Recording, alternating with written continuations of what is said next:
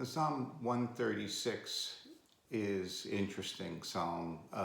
It's repetitious, at least. Every single verse of the 26 verses in it has this phrase that says, "His love endures forever."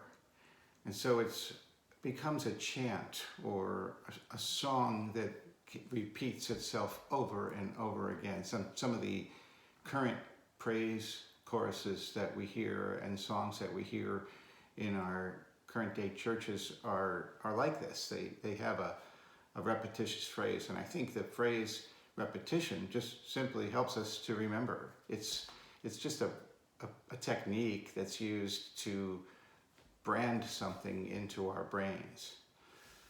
So Psalm 136 and verse 23 is the one that stands out for me today. And it says, "He remembered us in our low estate."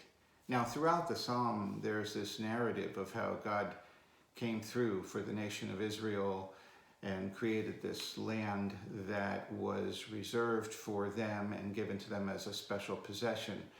But in the low estate is saying how much the Israelites depended on God.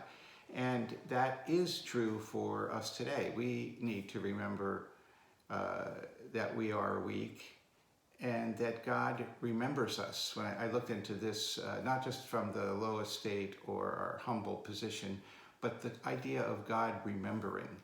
And it's a calling to mind, and the object being us. So he calls to mind our situation, the place where we are, which is humble and low.